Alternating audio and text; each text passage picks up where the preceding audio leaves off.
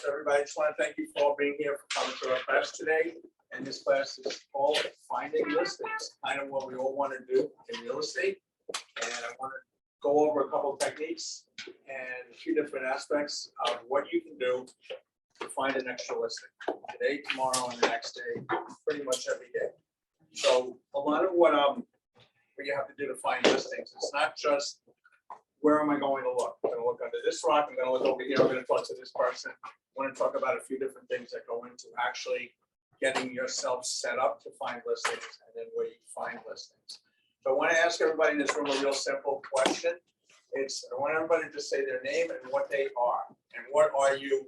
The thing that we all are in here is we all are a great listing agent. So you have to start your day with believing that you're a great listing agent. And how you sound to people is, I'm sure you will agree, is going to help you speak to people so that you can actually get these appointments and get people to share their information with you so that you can find people who are looking to sell or move, whatever they're looking to do. So if you want to go around the room, you just want to say your name and what you are. And what are you, Jabari? Good. A good listing agent. You're a great listing agent. Yourself? Edwin Fonte, I'm a great listening. And you, Edwin? My name is Debbie Lewis Collins, and I'm a great listening agent. Right, Debbie, is that money in that bag we were talking about this morning? Is it full yet? All right, good. I just want to say that I appreciate you starting like this because I was just saying to myself, I always introduce myself to people. I'm a teacher, I'm a yoga teacher, and I'm an agent. So you're changing everything for me right now. My name is Diana, and I'm a great listening agent. Great, I like that. Thank you, Diana. Appreciate that. There you go. Me? Yeah. Yeah. I'm Marini. I'm interested in listing agent. Okay, I have just Marsha? get it. I'm Marsha, and I'm a marvelous listing agent. Great. I'm Deborah, and I'm the best listing agent. Awesome, right? You are. I'm Great listening. Thank you. I'm a great listening agent. You are. Thanks.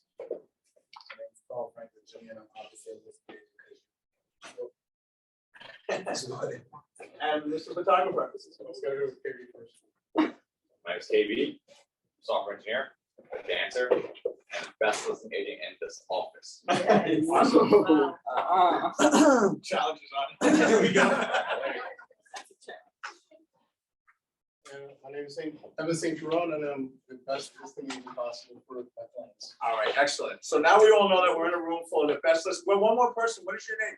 Janelle, And Janelle, what are you? I'm a salesperson. No, you're a great listing agent. All right, that's what we've been doing. All right, so we're here to get leads, right? Now, before we can go learn how to get leads, one of the things we have to do is define what is a lead. Seems kind of simple, but everyone's going to have a different definition of what a lead is. And you're going to have to write out your definition, because your definition of a lead might be slightly different than my definition of a lead. But what I want to do is share what my definition of lead is. You see, whatever you want to do with that. So for me, a lead, the best lead, I have a leads group that's A, B, and C. They do that in Ignite also. So some of the stuff that I'm going to talk about is some of it is my own stuff. Some of it is from my career coaching school that I'm in. And some of it is from Ignite, Keller Williams. It's all the same message told in a different, in a slightly different story, but it's basically the same message. So my lead is somebody who's ready to transact in the next 7 to 10 days. Okay, that's a lead that I'm going to lead follow up on. I'm going to be calling until they tell me to stop calling them. Basically every day until I get an appointment with them, or they tell me to stop calling. It's one or the other. So that's an A lead. A B lead is someone, for me, who's looking to transact in the next 10 to 30 days. All right, and then a C lead is 30 days or longer if they have a condition. And what I mean by that is if you find somebody who's looking to sell a home and they just say, yeah, we want to move one day, kind of open-ended, that's up to you what you want to do with that lead. That's not really a lead. That's just somebody who might want to sell a home one day, which is probably almost everybody that you're going to meet at some point in time, in their adult life. You can put those. I'm not going to talk about what to do with these long-term prospects. That's kind of a different class, but just a short of that is it's your decision if you want to just toss that person, that lead, so it doesn't get in the way of the time spent on quality leads of people looking to transact in 7 to 10 days or 10 to 30 days. Or if they have a real condition. Condition is something like I'm waiting for my son to graduate high school. Graduation is in June. We're not even putting the house on the market till he's done. We don't want to have whatever that is, the last child. Or I'm retiring, I want to collect my pension. The retirement date is December 22nd and it's July. Okay, so that person's not moving in 7 or 10 days or 10 to 30 days, but it's certainly somebody to follow up with if they have a condition. So that's with me. I need some reason to put them in my database that they have some condition that is real to me. Or somebody that's ready to sell in the next 7 to 10 days. The other thing with people is when you're looking for leads, there's a lot of different places to look for leads. The best place, the number one place really is your database. People who know you, people that are in your database. And it's pretty, there's a way to speak to your database. Some of it, we always talk about let's get to know them. But we have to ask them, who do you know that's thinking of selling or moving? And it's also how you ask people. So a lot of times we'll say, do you know anyone? It's like a yes or no answer. And you kind of want to refrain from yes and no answers. You can say, if I said, Valentina, if I just said, do you know anyone that's looking to move today? You might say no. But if I said, who do you know that's thinking of moving today? You'll probably be able to come up with an answer a little easier than a yes or no answer. Just saying, just in general, if you ask them, who do you know, as opposed to do you know? So everything is a question that they can answer. Just like I said to everybody here, what are you? Who are you? What are you? It starts with the questions. There's another reason that I wanted to start with that. There's a list here that I shared with everybody. I'm not going to go through everything on this list, but this is just to build your database. Can I have, is there any more? Marcia, is there an extra one there? Evans is making some more comments. Oh, okay, I see your assistant is coming. Oh, sorry, sorry, that was just me talking. You know how that is. Thank you. All right, got it. Does anybody else need to sign the paper? Attendance sheet, so you don't have to go to the principal? All right, so these are just, this is called like a memory jogger of just some people that you can talk to build your database. So every day, if you want to list homes, you're going to be having to be in conversations with people on a regular basis. You have to be talking to people. I mean, if somebody, where do you think you have the better chance of having someone in front of you who wants to sell their home? I mean, I know you can advertise, I know there's social media, I know there's a lot of stuff to do to fill in your time, to fill in everything, how people know you, how friends know you, and everything like that. But if you were looking, like right now today, if somebody around the corner, if you were door knocking, just saying, if somebody around the corner wanted to sell their house, do you think that you would have a better chance of getting them in front, to speak to you about selling, is if you approach them and said, who you are, and ask them if they're looking to sell and move, or staying here and hoping that they just walk in the front door and they see you as opposed to the other 350 agents in the office. You know what I mean? It's just like a mindset that you have to find the people, you have to be talking to people all day long, every day. So, yeah. Is it too early to ask a question?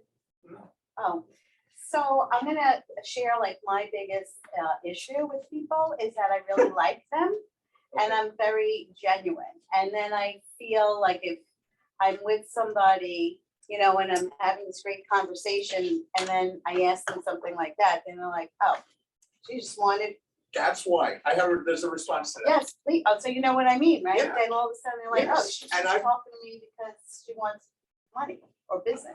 I had a past client call me the other week, and he's calling me out of the blue. He closed a half a year ago, and he's asking all these questions, saying how I am. At the end of the day, he needed something with his taxes, and he should have just asked up front. And right away, my feeling is, it's not. You feel like it's not hurt. It's hurt, but Right. it doesn't feel right.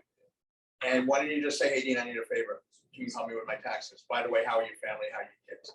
So the thing when you're talking to your database, there's a script for that. Everything that you guys do when you're talking to people should be written out, scripted, and practiced. Because when you're just winging it and you're just rambling on, I hope I'm not really scripted today, by the way, so that's a bad thing, but, if you're just winging it and you're just rambling on, you're not gonna get anywhere, but if you start with somebody, hey, Valentina, this is the, you know me, I'm always talking about business, you have a minute for me. And bring up, or, hey, Valentina, this is Dean, this is a business call, you have a minute for me. And just bring up the business aspect of it, let them know that if you're calling somebody, most likely, if you're at work in the day, they're at work in the day. And let them know it's a business call, let them know it's only going to take a minute, and then have something of value. Whatever it is, your neighbor just listed the home, interest rates went up, whatever interesting that you think would be of value to carry with you for that day, for that conversation. And then ask them, who do you know that might find this information helpful? Who do you know that's thinking of moving? How are you? You know, what I mean, you can get to the how are yous and how's the kids and how's the family at the end. But just ask them the business part first. All right, something, all right, might be a little cold and a little extreme, but we're always trying to bond with people. We're always trying to think that we're just gonna schmooze our way into it, comfort our way into a deal instead of letting them know. I mean, you're a realtor, you're a real estate salesperson. So the thing is, when you get on an airplane, does the pilot say, hey, how are you? How are the kids? How's everybody? What's going on? No, they say, welcome to Delta Airlines. Have a seat. I promise I will get you to Phoenix alive. That's it. His job is to get you to Phoenix alive. Right. That's nothing else. Your job is to sell their home, help them buy a home, whatever side of the transaction you're on. Same thing, if you go to a doctor, the doctor's gonna ask you certain questions. I know they might say, hey, how are you? How are you, Marshall? What's going on? Tell me what's up with that knee. How's it been going? Has it been hurt? And they're gonna get right into the reason you're at the doctor. Has anything been hurting in the last 6 months? Has anything changed in your health life since I've seen you last? They're not getting into all of this stuff. Same with your CPA. So we're no different than an accountant, a doctor. Oh, if you go to same thing, go to a lawyer. Just arrested. Great. How's that dog? You're not getting into that. So you're a professional, and we're as professional as other professions. The only difference with us and doctors, lawyers, and your CPAs is that fortunately we make more money than all of them if we work this job right. And it's possible. And just keep that in your mind. Okay, they have friends. You can be friendly with them Saturday night, Friday night, any other time except Monday to Friday from 8 in the morning till 6 at night. Just be there professional to them and help them out. So you're going to find people here. I asked somebody today, I was having a conversation with a friend about, she asked me something, her son's looking for a house. Where is he looking? Let me talk to her son. Blah, blah, blah. And then I had a text that was meant for Ross Key about finding a cement worker to fix the sidewalk. And I meant to send my UVO card thing to her. And I sent her the wrong text. And she writes back, this guy does great with sidewalks. He's a great cement guy. He's also my friend. I've known him for 20 years. And she wrote me all this stuff. And I said, oh, thank you so much. I'm calling the guy right after this. He's getting added to my database as a good cement guy. And I'm gonna let him know whatever I do for a living and see how I can help him. And hopefully, he goes in your database. So the thing with finding listings is the first thing is you want to add to your database. This is just a memory jogger of anyone that you might know that you might call. It's okay to call them, whoever it is. Everyone that you speak to is eligible to be in your database, and everyone in your database is somebody that can refer you to somebody they know that's selling a house. So it doesn't just have to be that they're a mortgage person. So obviously they know people that are looking to move. It's anybody. It's a florist, it's a barber, it's anybody knows anybody as long as you have a conversation with them. The only eligibility to have somebody in your database is you know them and they know you. That's it. You know what I mean? There doesn't have to be any more than that. You're willing to call them every 90 days and ask them. Again, you're going to say who you are on the phone. They're going to know you. Say the reason of the call.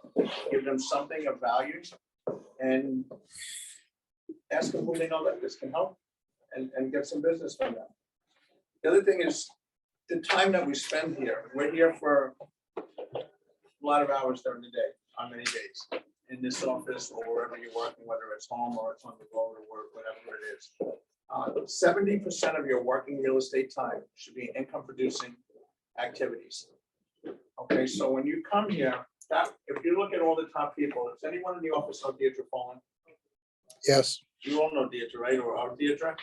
All right, I'm sure if you see Deirdre, she works out of her house, but if you watch her work, she's on the phone all day long, making appointments, and then she's going on appointments, and then she's negotiating contracts. These are the three pieces of real estate. So your mindset has to be, start off with your affirmations in the morning. I'm a great salesperson. Add whatever you want to add to that. I don't care. Best dressed person in the room. I'm great. They can't wait to hear from me. The phone makes me money. Whatever you want to say. Say your affirmations. Get your mindset straight for the day. Don't get caught up on any distractions. And make phone calls to people that you know. Make phone calls to some people that you don't know. See how you can help them. Okay, I'm not gonna get that much into the cold calling because I can't really talk about that here right now. I'm just saying, you can call people if you have intended purposes, other like buyers in mind for them. You can call FISBOs, you can call expireds, you can call just listeds, you can call just solds, as long as you have people that are looking to buy right in that neighborhood. So have your buyers ready somewhere. And call a neighborhood with the prospective buyers. I have another question. I'm so sorry. No, when you said call the just listed, is that like to, like the circle prospecting? Is that, same thing. oh, okay. Oh, yeah. Oh, no, that's why, I mean, I know just. Yeah, so most of your day, again, most of your business at the end of the day, the people that are doing business, or as you go back, forward in time and then look back, you'll see that 60 or 70% of your business comes from your database, from people that you know, either past clients or centers of influence. Center of influence, again, it's anybody on here, anybody that knows you and you know them. It's a center of influence. And I'm gonna say this again, it's 70% of your time. So think of your day, think of your schedule. Everyone should have, does everyone in here have a daily schedule? No.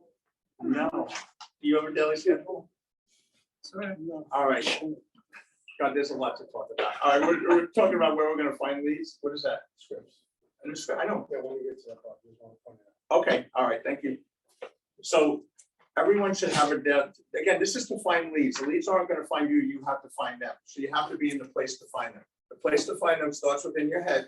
Just to repeat that in your mindset. Next starts with your schedule. Write out a schedule. It's real simple to find a schedule on Google. You can just find it anywhere. Just have a calendar on your wall, have a calendar somewhere, share a calendar with your family members so they know when you're busy, when you're available for them as well, and when you're working. Other jobs that you go to, let's say a regular 9 to 5 job. You come to work, 9 o'clock I'm here, 10 o'clock is my break. You were in school teacher, so you have every 45 minutes, you have a class, I right? know, and I tried to get away from the bells. I felt like Pablo's dog. No bells in your head, but everyone make a schedule, make prospecting time. Every morning for at least, 70% of your day is income generating.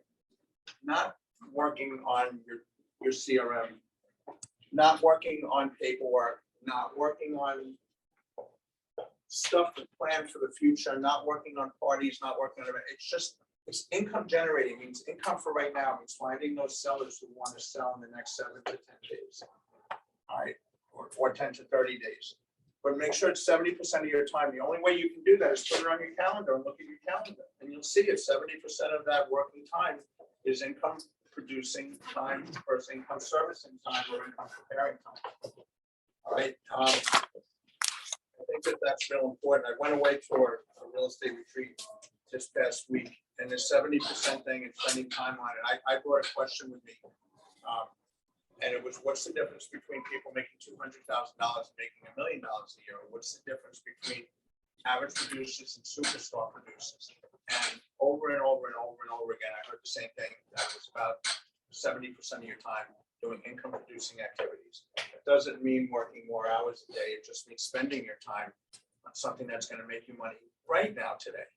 We all need to plant seeds for the future and do other things for the future, but you need to take care of today, so that your bills come in every day, right? They come in every month. So we have to take care of that. Also, as far as making your phone calls to these people, to people that you don't know, the best time to do that, again, this is just my opinion, but I'll tell you why it's my opinion or what my experience has been, is in the morning. Usually fresher in the morning. If you people go to the gym Anyone in here go to the gym? Another thing, why are you bringing up this? No, stuff? I'm bringing up all this stuff. You're working on stuff now, right? So at the end of the day, does anyone feel a little tired, just not as sharp as you did at 10 o'clock in the morning? Oh. Whatever your morning is, 7 o'clock, 10 o'clock, whatever Yeah. your morning is. for you. In the morning, when you're at your sharpest is when you should be making these phone calls to people. As the day goes on and as the day drags on, sometimes it just gets harder and harder and harder to sound and come off as though you are a professional, you're awake, you're alert, you're alive, you're excited, and you want to help them and speak with them and find some business from them. So for me, the only time the prospecting works is in the morning. Yes. How would you start off your phone call? Is Adina for what kind of person? I don't know. All right, So so, prospect, you're on the phone, like, what? How would a conversation go? all right, so let's say it's a neighbor. So hi, it's Dean from Keller Williams Realty. Your neighbor just listed their home at 123 Main Street. It's 3 bedrooms, 2 baths. It's listed for $599. I was just wondering who that might be thinking about moving into the area. How long have you lived in the area? What made you come to this area? What do you like most about this area? Hey, have you ever thought about moving? If you were gonna move, where would you move to? And when would that be? That's the Dean, how do you remember all that? practice. Say that again? Practice How often do you practice, Dean? twice a day. Twice a day? Who do you practice with, Dean? Other people that are making calls with me from coaching. I love the question and answer time. No, keep going, you got questions. Do you feel that practice makes you perfect in your script Not practice? perfect, just better. No, he's right. Nobody's perfect. He- Sorry, he I is- know He you guys, is, he is when he's on the but- phone. you know, hands of debt, Your clients don't know that. Your soon-to-be clients. you're don't know rock that. stars. They don't know that you're not perfect. All right, so I just to repeat, I'm gonna keep repeating this because there's a lot of stuff. I just want to start. It starts in your head. It starts early, it starts with the schedule. Because again, it's finding leads. The other thing, there's no magic bullet. I can't tell you, go through this door, press this button right here and real estate listings are coming to you. It's a lot of work, but the work becomes a habit also. If you do something the same, what did Gary Keller says, if you do something, I think for 60 days in a row, I'm not sure if that's the number, it just becomes a habit. It's a 66. habit, you don't have to think about it really anymore, you just do it. So if you have your schedule and if every morning from 8 to 11 or 9 to 12 or whatever your morning is, you're making phone calls, it just becomes a habit anymore. It's no longer like a chore, if you want to call it that. I don't want to think of it as a chore. So a couple other things. This year, does anyone know how many listings, how many homes are supposed to be sold this year? From according to NAR, National Association of Realtors. Okay, How many? You just said that. No, for the whole country this year. Exactly. I wrote 4.5, but yes, there is a range. 4.6 million homes are going to be sold. So whether there's 4.6 million homes sold, or there's a huge housing recession and there's 3.5 million homes sold, or there was a tremendous boom year right after COVID where there was 6.5 million homes sold. If you guys, do you think you could find one this week? One next week, one next week? You know what I mean? It doesn't matter. Like, there's so many homes that are going to be sold. It's just you guys have to make the choice and the decision of what business that you're going to get. And one quick thing on that, when a lot of times we get caught up in the news and it gets in our mind, and our mindset is so important to how we speak to people and how we sound to people when we're talking to them every day. So all that like real estate recessions, interest rates shouldn't bother any of us. Okay, what's going on in the economy should, good or bad, it's not even bad. The housing market is pretty much better than we all anticipated anyway this year. But whatever's going on with that, all it does day in and year out is just affect how you work in that market. So the markets are never going to make you money. They're never going to cost you money. If you don't let them, I'm just saying they could. But if you approach a market and this is this market, so this is how I have to work. When everything was just 2 years ago, all you had to do was open the front door, walk in, go to your desk, and the phone was ringing virtually. If you called some people, there was business coming in. We all know that. And now it's not like that at all. It's not, it's different. You do have to find business, but there's business to be found. So just how many homes are being sold in the market and the interest rates, whatever they are, 7%, they were 3% last year, they were 6% a month ago, whatever they are. Even if they drop down to 5%, it's not going to affect, even though that's good for us, it's how you work in the market. is what's gonna affect what inventory you have, but you control your own inventory. Before, I don't know, they say inventory is low, but the only inventory that I really care about and advertisers should care about is how many deals are on our dry erase board. And how many deals are on our MLS. I don't really care how many listings there are on MLS. I don't total MLS. I only care how many are on, ours. And we should all think like that. It's very, just let's get our own listings that are out there. Couple of things. One fact on one thing with listings. It is talking to people all the time. This I read the other day. I don't know how true this is, but Zillow sold with this 4.6 number. So Zillow sold agents like ourselves 137 million listings last year. This is how FOS full of whatever Zillow is. They sold us 137 million listings, but there's only 4.6 million listings. It means they sold every listing, 100 times, 100, whatever the math is. So don't think that buying leads is really your answer. Go out and talk to people. All right. Even when you buy a lead or get a lead or advertise for a lead or market a lead, they're not calling you. You still have to talk to them and ask them, do you want to buy? Do you want to sell? Do you want to move? Who else do you know? How can I help you? What's going on with you? When are you looking to do this? You need to be talking to people all the time. So a couple questions I wrote down just to be asking yourselves is what do you want to be held accountable to on a daily basis? We're talking about making a schedule here. Find somebody in here, find somebody at home, find a spouse, family member, a friend, and ask them to hold you accountable to your schedule. Tell them, listen, every day, Monday through Thursday, Monday through Friday, I'm making phone calls from 9 to 12. Yes. As new agents, talking to people, how do you know exactly what to say? Scripts. How do you know what to say? Exactly what to say. Up on the board, over there, there's scripts.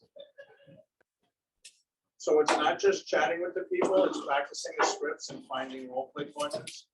You can find role play partners in this room, in this office. You can find them at another real estate company, wherever you know somebody. It doesn't really matter. It's just, I role play with people not in this office. It's not anything with this office. It's just, I'm in a coaching school and they're all around the country.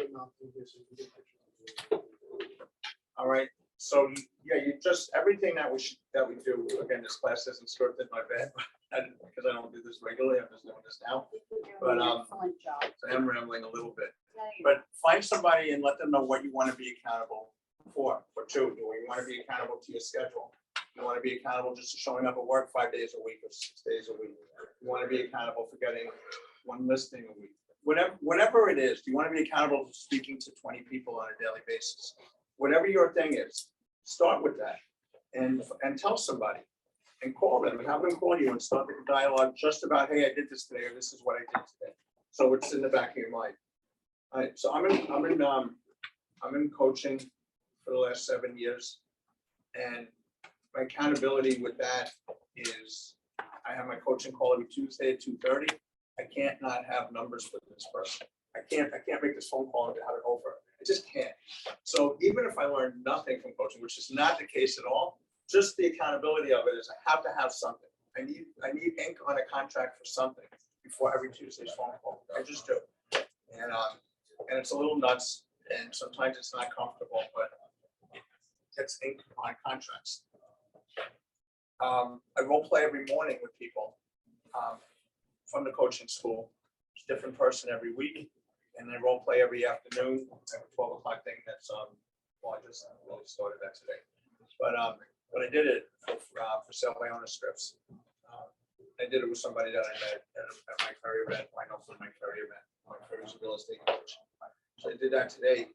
And just find out what you want to be accountable for and let somebody know and start that. The next thing is on a daily basis, you have to ask yourself and determine for yourself how much time do you want to spend looking for listings. And again, there's no magic button. You can't push this button here and say a listing is coming to your, a listing is coming to your bank account, or a listing is coming to your pipeline. You can't do that. But you can look for listings, you can talk to people, you can have a plan, have a schedule, and have a good mindset to get this done. All right, so it's how much time do you want to spend on a regular basis? then when you're setting this schedule for yourself, is it sustainable? You know, can you do anything for over a long period of time and think back on your lives? What have you done all consistent on over a long period of time? I mean, it's great to make a plan to go to the gym, you know, 5 days a week, and then you start going 4 days a week, and then you start going 3 days a week, and then you don't go for a week, and then when that day back, it's like, oh, I can't move, you know, it's not good. So whatever, it has to be sustainable too. So be honest with yourselves and find something that's sustainable.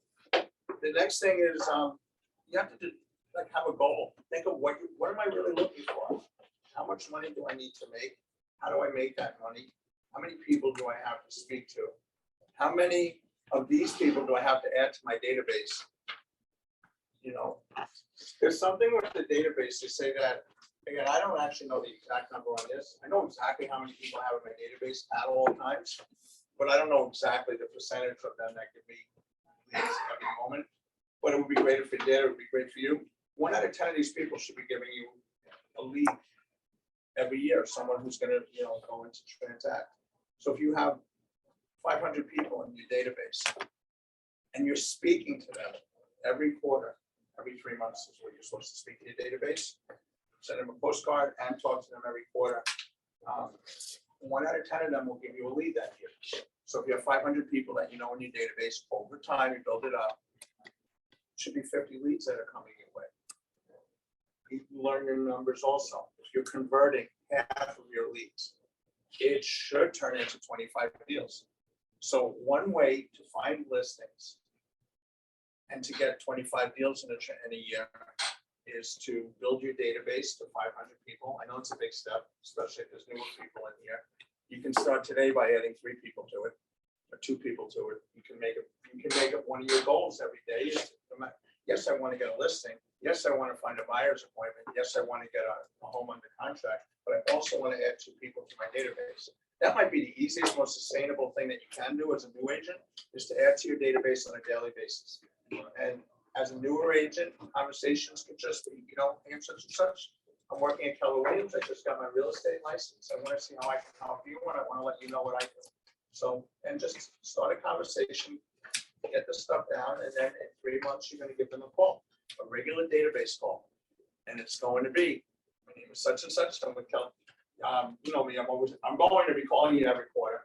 I'm always talking about business. This is what happened now that I thought might be interesting for you. It's the same conversation we had at the beginning of this class today.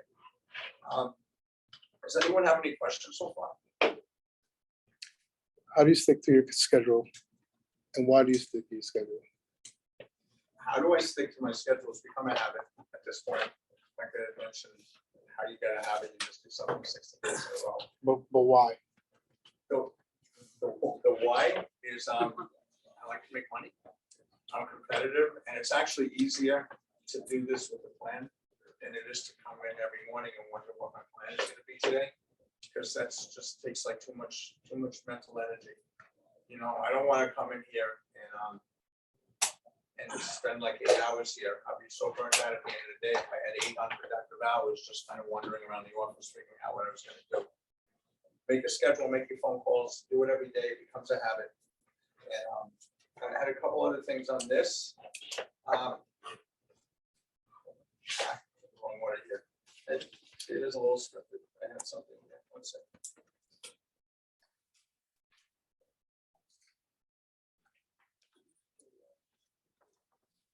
Okay, so you would ask, what are you saying? This is the next thing on the list. What are you saying to prospects?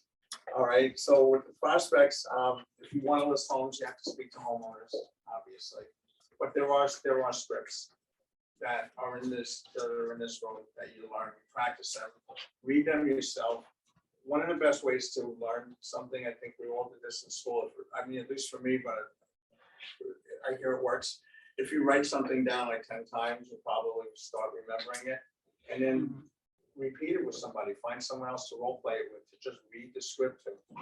All right, with the scripts and dialogues that we have in real estate, sometimes they're a little bit uncomfortable, but if there's a way to get your ego out of this, you know, whatever's in front of it, and just read them to the people, they work. whichever script you're reading, they work. What doesn't work is you trying to improvise a script and having a script in front of you and going off the script. It's just not gonna work. How should you read the scripts? How should you read the scripts? Yeah. With energy and enthusiasm. What do you mean? Should you be sitting, standing, Oh, it's laying best, back? it's best if you're standing, smiling, and in the right frame of mind. So that's a good thing also. So yeah, just read the scripts to people. I'm doing this 12 years at this company, at Keller Williams. And I'll go on, this year I'm supposed to go on 110 listing appointments. Doesn't mean I'm taking 110 listings. We're going on 110 appointments. I'm not there yet and I'm behind my schedule with that. That's my goal for the year and I will hit that. But every single listing appointment that I go on, I have a script. It's a 3-page script. And I have not perfectly memorized it yet. So I read it to them. And Evans, you saw me that the last one we went on together was Ruben Rios' house. Yeah.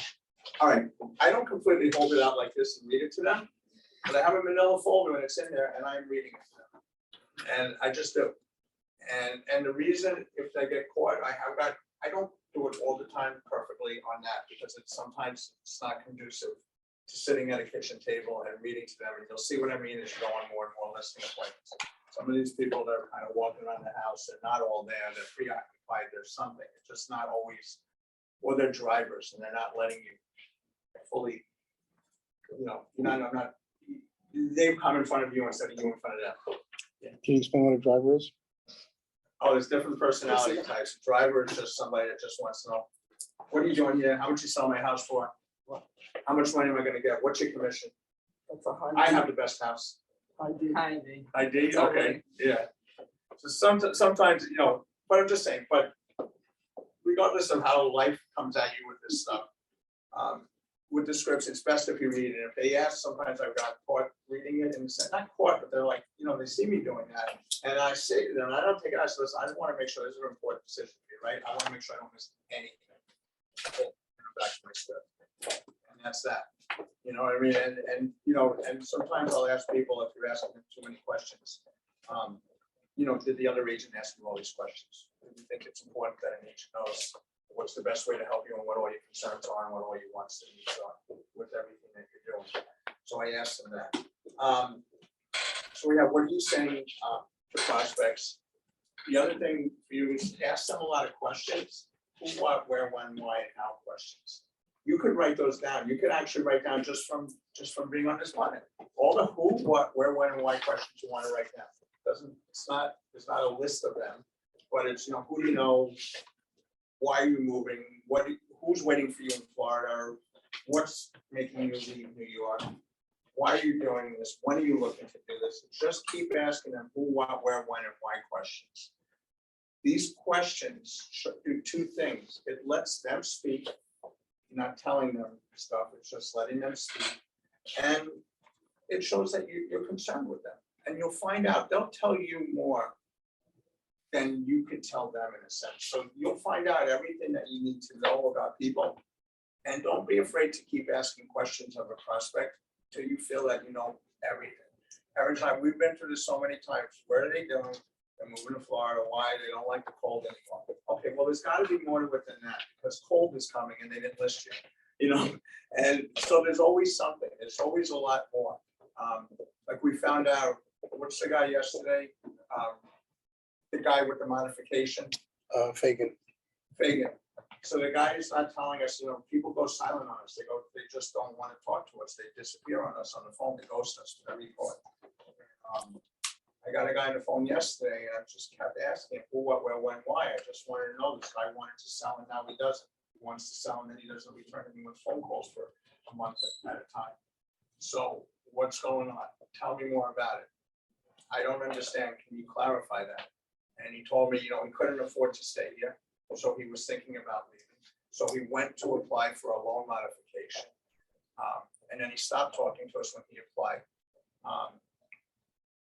And he got rejected for the loan modification. And he started talking to us again. Then he ultimately got his loan modification approved, and then he stopped talking to us. I mean, this is like, but now I know the whole story. How long do you think you're going to be here? For a little while longer. Where are you going to go when you move? We're going to go to Florida. When will that be? I don't, whenever this house becomes too expensive for him again, is when Florida's gonna come up. There's a modification, it's a mortgage loan modification, it's still a payment involved, there's still an expense and property taxes involved with living in Long Island, living in New York.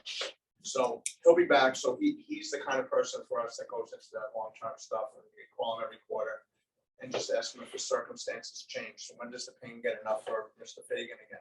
Is it 3 months, 6 months, 9 months, or 12 months? But you know what I mean? But it most certainly will. And we'll be the ones that will be, working side by side with them throughout that step. All right, next thing. So we have, what are you saying to prospects? And again, it's asking questions.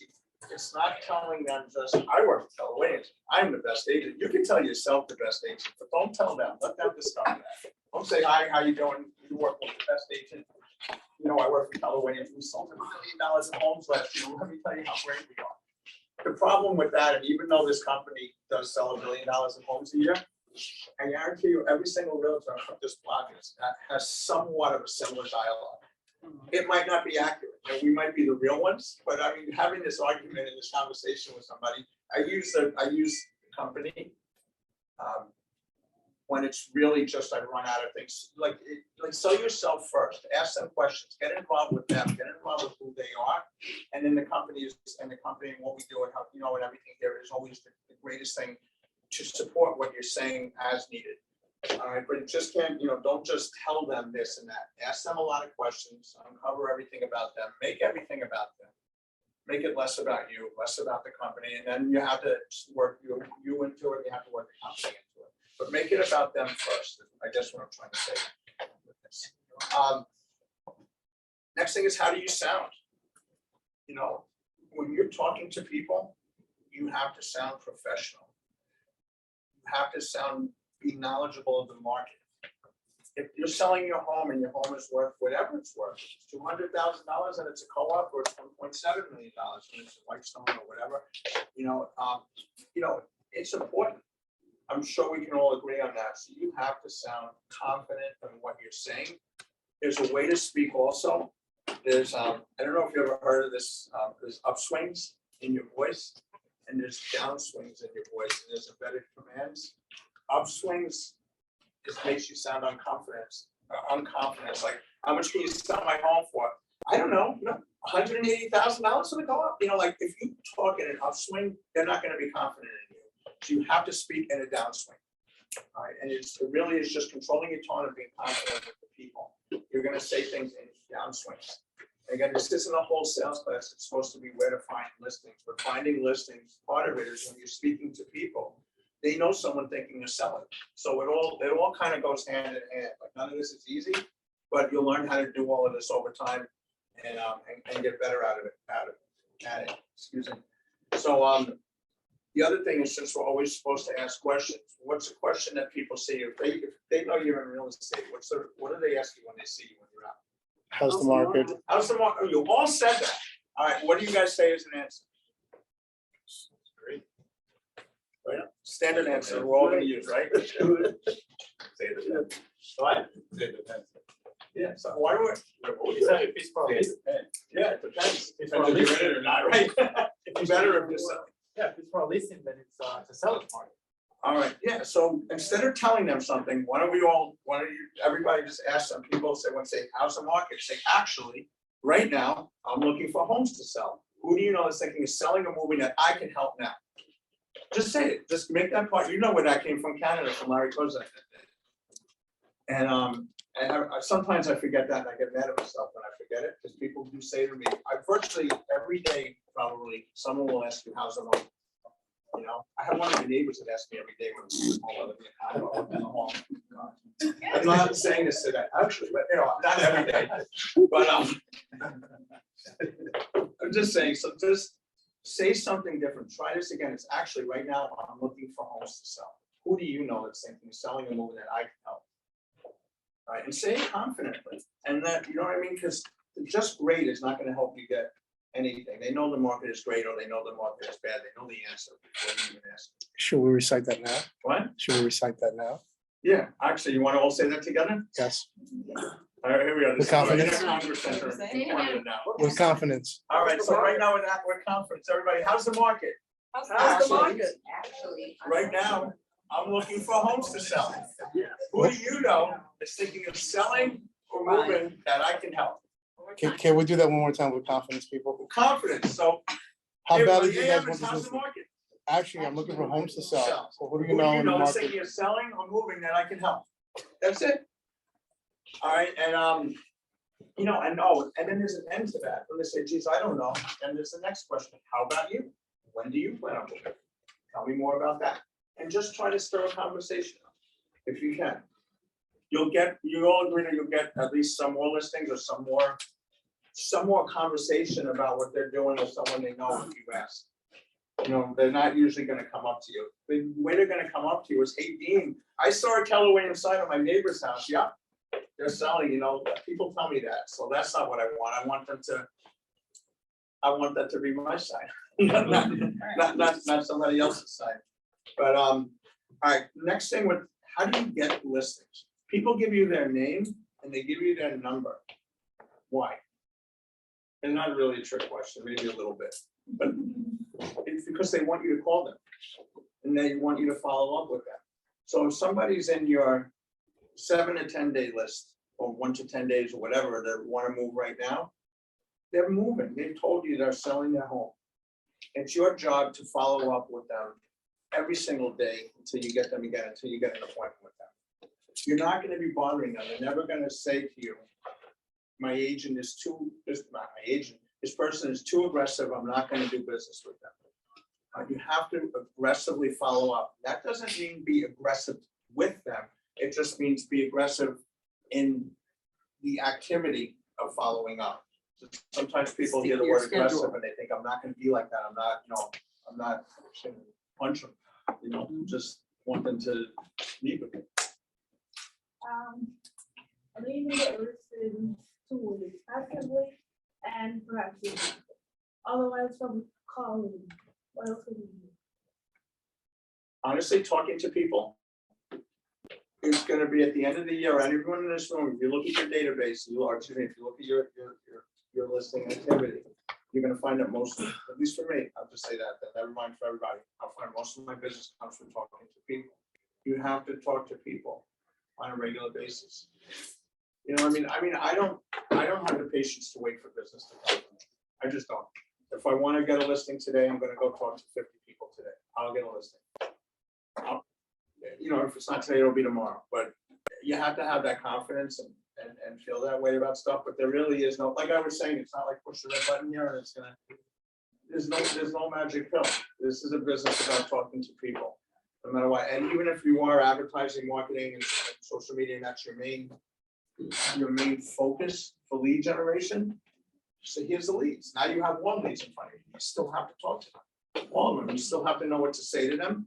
And they're still giving you their name, their email, and their phone number. And that's how they got back to you through a social media post. And then you have to go to the point that I'm up to, which is aggressively follow up with them.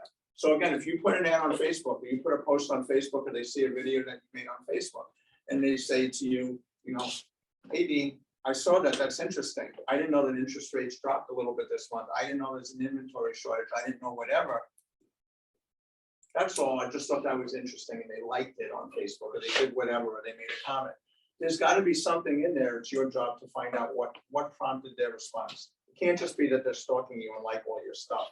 This is a person that came out and liked something or did something or commented on something that you posted. You need to call these people aggressively and ask them what's going on. What made you respond to that? What about that post that you liked? What about that post interested you? Were you looking for you? Was it interesting for you, or was it interesting for a friend of yours that you know that was talking about moving? Who was that? Tell me more about that. It's just a constant dialogue with people to keep asking them questions. All right, but the lead follow-up is so darn important. I try to do this right every day, and I have definitely let more money go into someone else's bank account from leads that I generated that someone else cashed a check. And so aggressively follow up with your leads, and that means literally call them. If it's a 7 to 10 day person, they said they want to move, they gave you their phone number.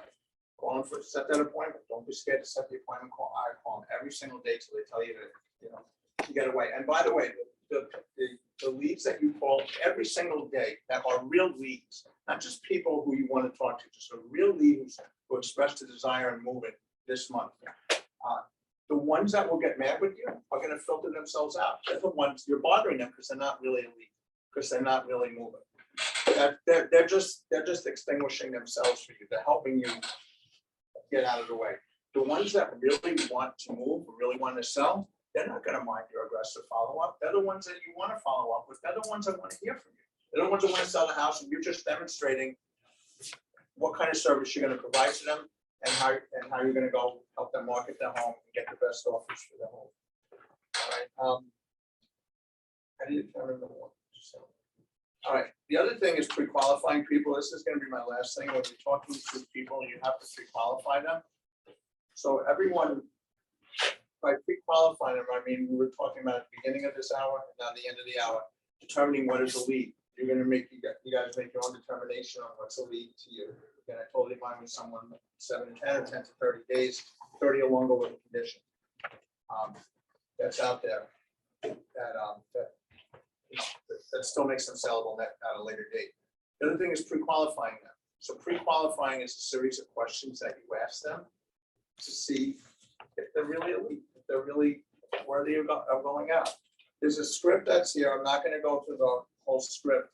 This is what I use. I mean, I say there's a Mike Ferry script, 13 to 12 questions, and I just added to the top my stuff because just who they are, so I have it in one spot for them.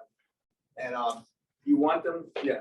Do you pre-qualify everybody? 100% of the people, 100% of the time. Well, what if it's somebody you know already? It wouldn't matter. Why would you be wasting your time? You still have to know what the expectations are of you and of them. Did you pre-qualify your ex-wife? All right. This is my coach's favorite story. Yes. All right, so my ex-wife, divorced for 10 years or something like that at the time. Divorces are divorces, they're not always great.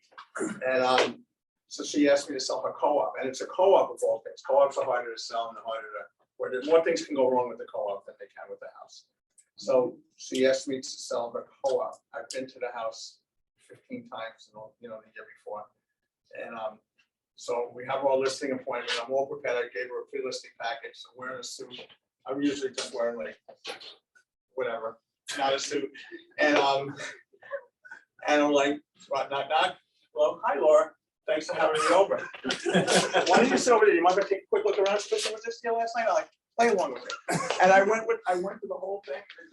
More than any other time, more than any other customer client, I went through the exact script with her. Perfect. Until she signed. Would you sign right here? Press, I didn't say press firm. Actually, that's the one time I should have. Sign right here. Would you sign the listing, please? I went through the whole thing from the start to the finish. And then she signed it. I take my jacket. Oh, now we're done. I just needed to get through that, the professional way. So now I've totally lost my train of thought. All right. Pre-qualifying. Pre-qualifying 100% of the people, 100% of the time. Okay, just because someone says you're new in business, it's very easy to get excited over this stuff. Hey, I'm a realtor.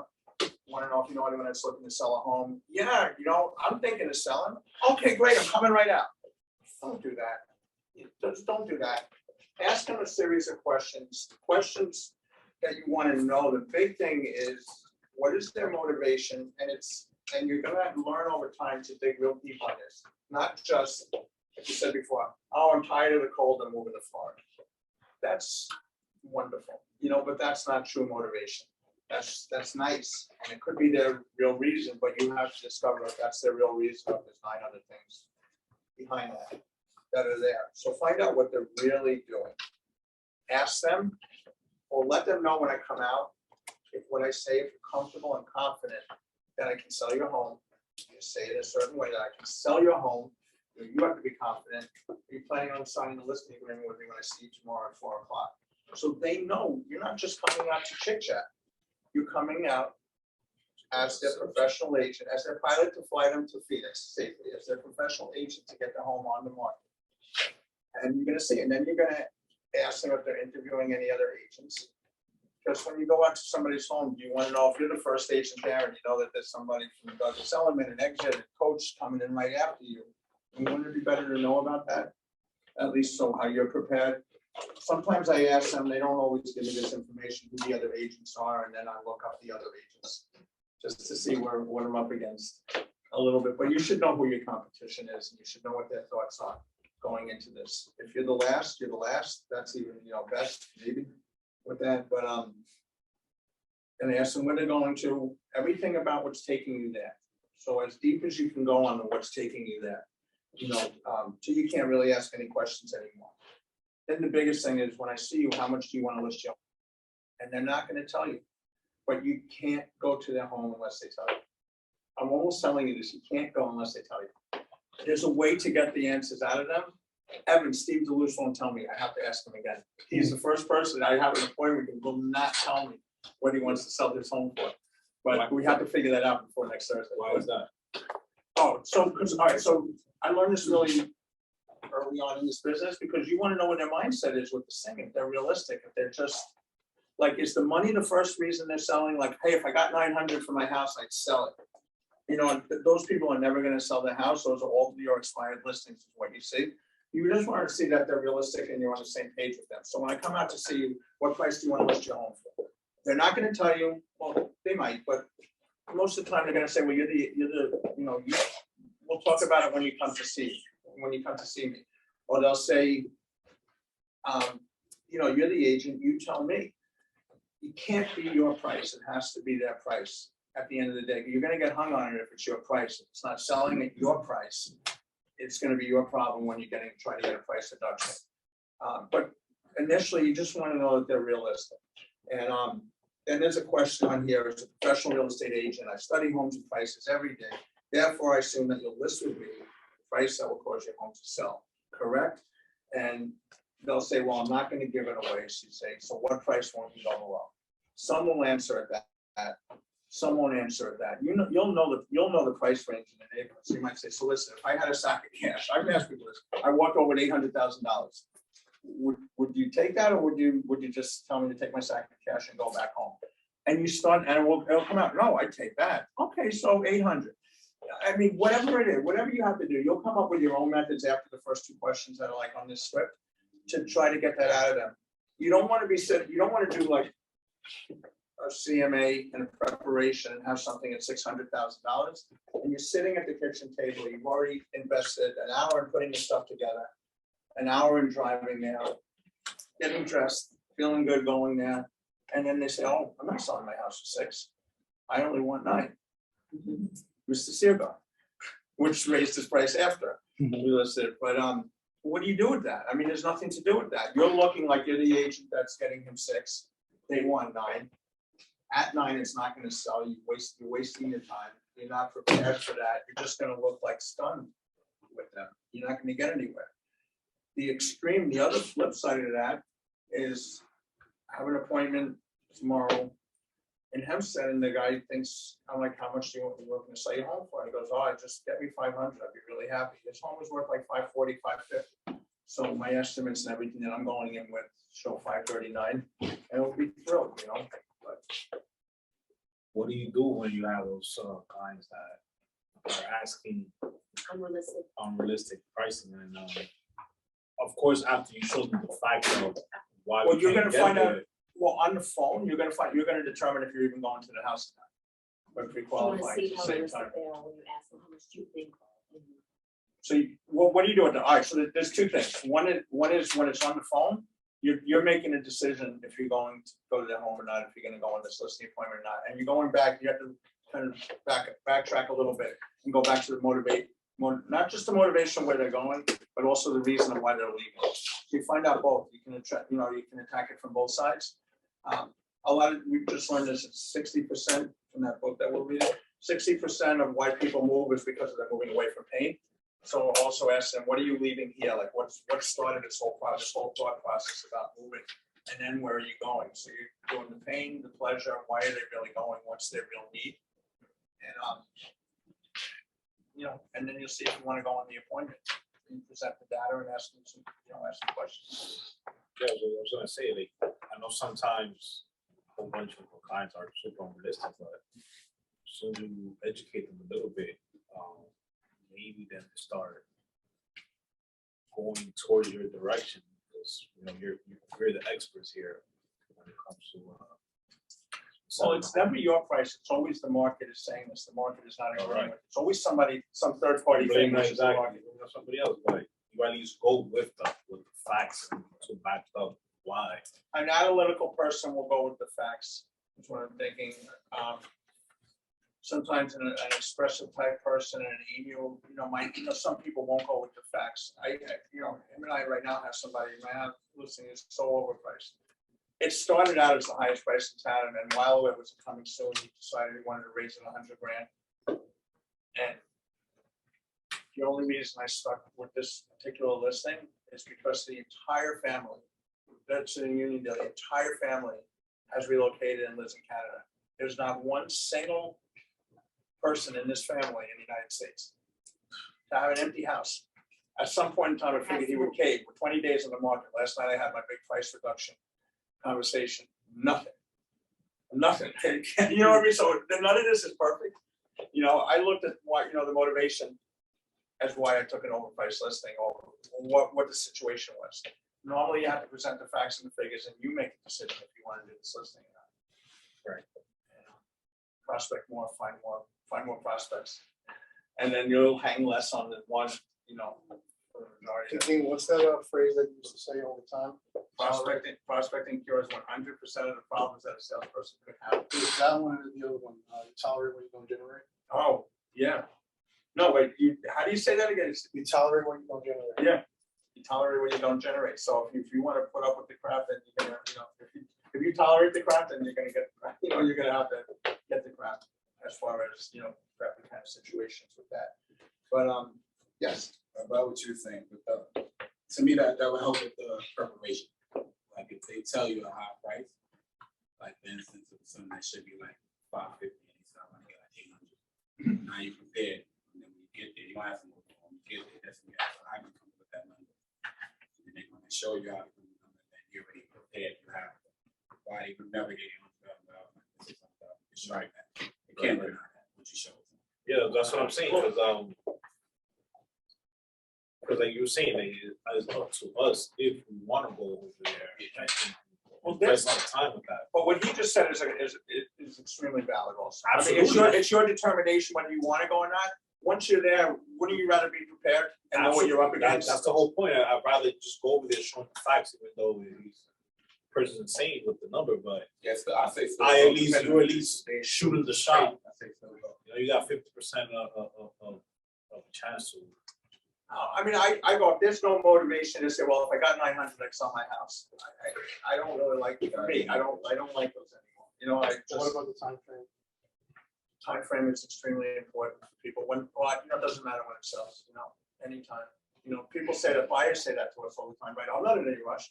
I'm like, well, that stinks. They think it's a good thing. Like, I'm not going to pressure you because I'm in no rush because I'm never doing anything. Isn't that good for you? No, but maybe I can say something. I had an appointment for a listing last week. It was a friend of the family. So I know her for a long time. The lady said to me, I know that the house is worth like $570,000, $580,000. Yeah. She said to me, I want to list it for $700,000. I said, I'm not doing that because I don't want to make you waste your time and waste my time either. Let's just be realistic. I said, maybe we could do around $650 and then we could see how it goes. But 700 is just not realistic. He said, oh, but there is another house that's so tiny, like literally like one block down, and they sold for $600,000. I said, give me that address. So I looked it up and I said to her, for how much you said? I said, no, they said that they were selling it for $600. Like, yeah, they were selling it for $600, but they sold it for $400. So I can see it right here. Yeah. So, and it says it's not the same dimension, so it's a totally different thing. So I do feel like sometimes you have to show them that your time is valuable to you, so they could see that you are professional. I don't know if it makes sense what I said. No, it makes complete sense. And the other thing I just want to say with you, when you have this on the phone with somebody, if you have any hopes of, let's say you don't want to ditch this appointment, you do want to go on it, like Nicole said, also you have to work with them on the phone. You can never make them wrong. You can't make them, not on the phone. Well, once you make them wrong, That's it. you're cooked anyway. There's no undoing it. It's out, the genie's out, you can't do it. So don't ever make them wrong. You make the decision if you want to continue with this transaction present to them or take it, that's your choice. Over time, you'll figure out what's best for you, in a sense, but you can't make them wrong. You have to get them enough data to have them say what you want to tell them. They have to say it, you can't say it. Before the appointment or before you actually show up, shouldn't you ask the vital question of who else owns the house with you, so that way you don't go. Oh, yeah. The other thing, so with listings, all the decisions, it's not just decision making, it's all the owners have to be there. And all the decision makers have to be there. And if there's ever a situation where there was a death in the family and it's mom's or dad's house or something like that, as unfortunate as that is, you have to ask a lot more questions because they can't tell you how many times they got, made mistakes with this. You don't always have the person that you're meeting with being able to sign or have the full authority to sign this. You don't want to have somebody else in the family that's in the way of this moving forward. So it's okay to ask all the questions that you think you should be asking. You guys have to understand every bit of everything. If there's any doubt, just continue asking questions. Let them tell you everything that they want to tell, and you'll just be the most interested, best professional person that you can be to them because you're showing an interest here. Even just doing that is separating yourself from your competition. If they think you're asking them too many questions, you can ask them another question. You can just simply ask them, if such and such from the other agency asked you all these questions. Do you think that they were as concerned about your, getting you from here to there as I am? Or do I seem as concerned as possible? Whatever it is, but you just say, just keep asking them questions so you understand everything and unravel everything that you can. You guys have no questions? I have a question. Yes, Lou? So, first a comment and then a question. So, one of the things, and you were talking about pre-qualifying sellers, right? And that's extremely important in any time period, but it's becoming even more important now. And I'll give you an example, and it happened in this office just yesterday. One of our agents had a listing, put it on the market. One of our other agents had a buyer, showed it. Long story short, they negotiated. We're about to go into contract, and then the seller went radio silent. Long story short, the reason that they went radio silent is because their plans were to move to Long Island, sell the house here in Whitestone, move to Long Island. They started looking, and because inventory is low, as we all know, they got cold feet and said, you know what, I don't think we're going to find anything. The buyers, our agents, went to the buyer and got the buyer to accept letting them feel comfortable in their home until April of 2024. Oh, wow. Wow. I'm giving you the long story short, but at the end of the day, the seller decided, you know what, I can't even promise that, so let's just take it off the market. So that's the commentary. The question is, how do you avoid that in the future? And I'd like to hear what you have to say. I have my own opinion, but how do you avoid something like that in the future? You have to ask them, well, first of all, it starts with asking them everything, so you know all of that up front. And even if we found this buyer for you that was willing to wait 6 months or an unconditional amount of time virtually, would you say yes to him if they came to the door next week? If they say no, I wouldn't say yes to that, then you have to say no to this listing, I feel. Well, you have to say, let's find you something first, right? Yeah. So then help them find something Yeah. in order to get. Well, both sometimes sides you of have the to deal. show that I'm gonna help you with this. It's almost like you're going out looking at homes just Right. because that's all part of the process.